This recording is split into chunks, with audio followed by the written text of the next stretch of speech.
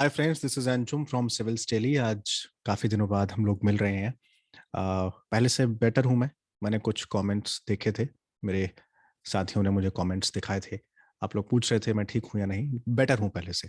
तो आज एक्सप्लेनर हम लोग लेकर हाजिर हैं। आप लोग भी अपना बहुत बहुत ख्याल रखिएगा।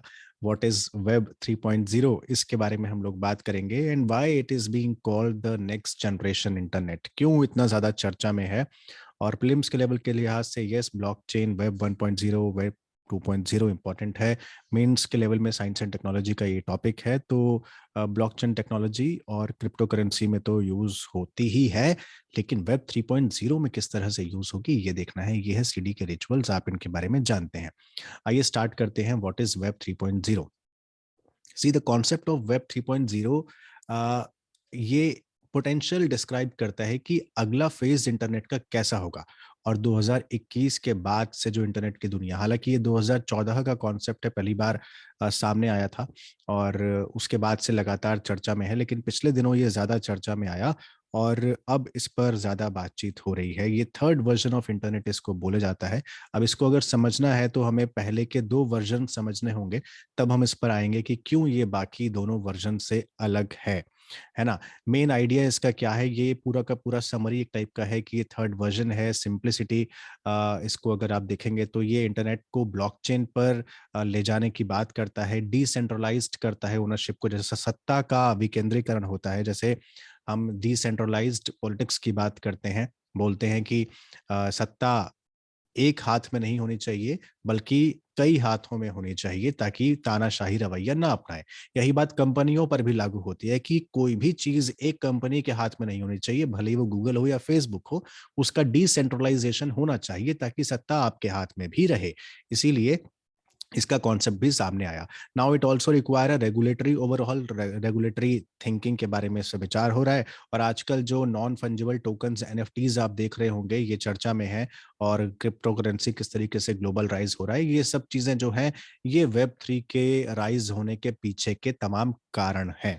आइए देख लेते हैं कि वेब 1.0 क्या था। सबसे पहले जो आया था 1989 में, आपको पता है वर्ल्ड वाइड वेब जो है इन्वेंट हुआ था और पॉपुलर हुआ 1993 में। तो ये वेब वन है। ये टाइम पीरियड आप देख पा रहे होंगे, मनी कंट्रोल से मैंने ये इमेज ली है। मनी कंट्रोल वेबसाइट है जिसमें बिजनेस और तमाम इस तरह की खबरें आती रहती हैं। और वेब 2 2005 से टिल डेट, और वेब 3 2021। हालांकि इसके अलग अलग पहलू सामने आते रहते हैं। मेरे पीछे से अगर कुछ आवाजें आ रही हो आपको, प्लीज उनको इग्नोर कीजिएगा। मैं हम लोग सब लोग घर से काम कर रहे हैं, तो आपको पता है कि थोड़ा बहुत ये सब चलता रहता है। डेटा सर्वर फाइल में स्टोर होता था वेब 1 में। वेब 2 पे ऑन प्रमाइज यानी क्लाउड स्टोरेज वगैरह हम लोग करते हैं। और वेब 3 में ब्लॉकचेन के में डेटा जो है वो स्टोर होगा और डिस्ट्रीब्यूट होगा मल्टीपल नेटवर्क्स पर।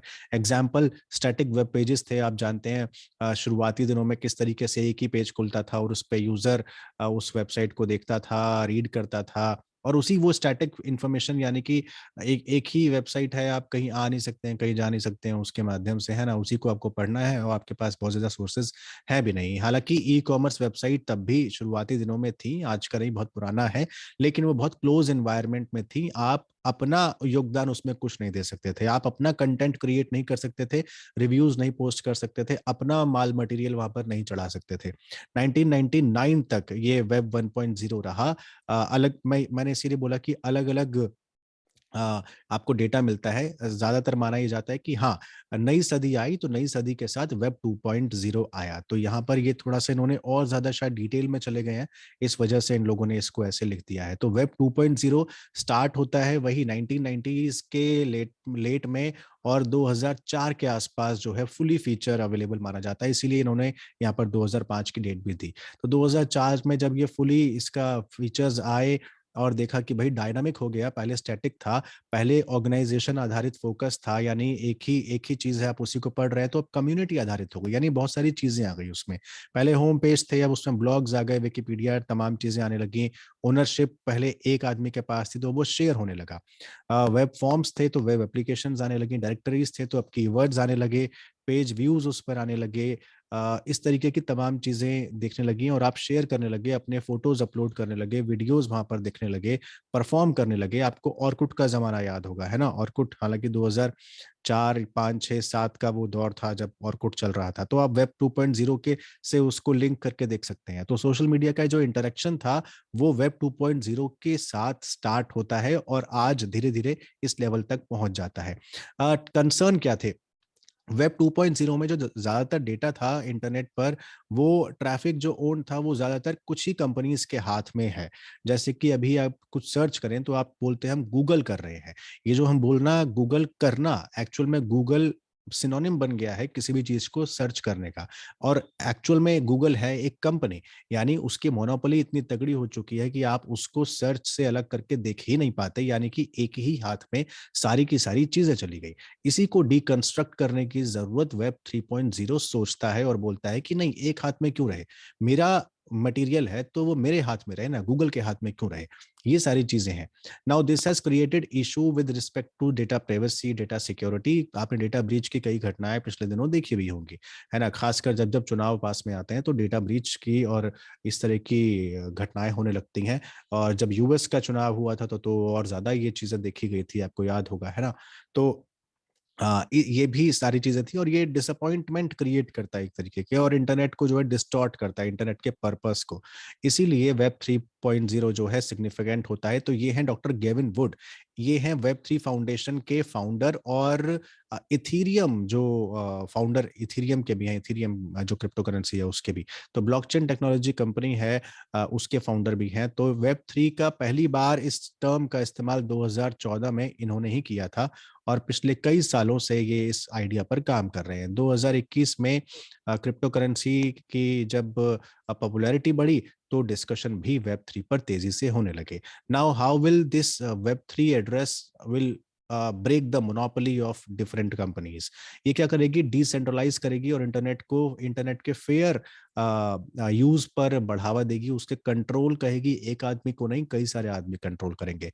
जैसे अगर सेलर है और उसको बिज़नेस बढ़ाना है, तो उसको भी एक शॉप पर खुद को रजिस्टर करना है और सेलर को भी करना है ना?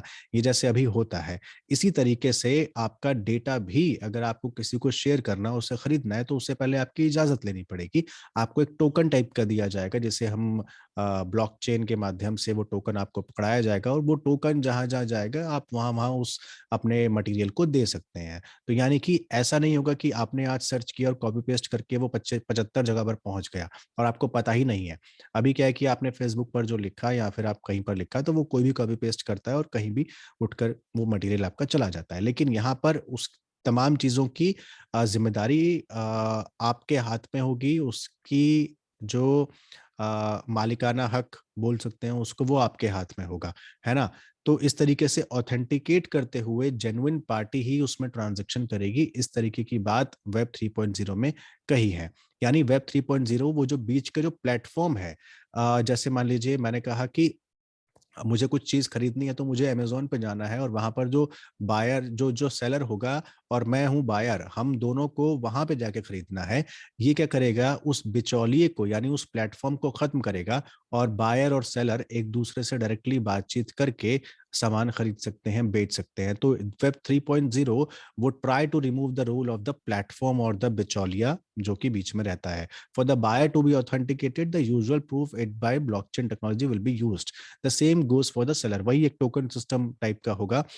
तो यूज़र जो है वो खुद कंट्रोल करेंगे अपना डेटा और आइडेंटिटी, डिस्प्लेस होगा प्लेटफ़ॉर्म, ये तमाम चीज़ें बिल्ट ऑन ब्लॉकचेन टेक्नोलॉजीज़, यानी वेरिफिकेशन तो होगा ही होगा, प्राइवेसी बहुत तगड़ी होती है ब्लॉकचेन की, आप भी जानते हैं। उसको भेदना इतना आसान नहीं होता है और डिसेंट्रलाइज़ होती चली जाती हैं चीज़ें और आपकी आइडेंटिटी भी आपकी बनी रहेगी। तो how is blockchain technology will used here? With blockchain क्या होगा कि आपके with in the real time frame आपके ट्रांजैक्शन को परमानेंटली रिकॉर्ड कर दिया जाएगा, है ना? The with the blockchain the time and the place for the transaction are recorded permanently, वो रिकॉर्ड परमानेंटली होंगे और वेब 3 इनेबल करेगा पीयर टू पीयर ट्रांजैक्शन को, बीच में से इंटरमीडियरी का रोल हटाकर।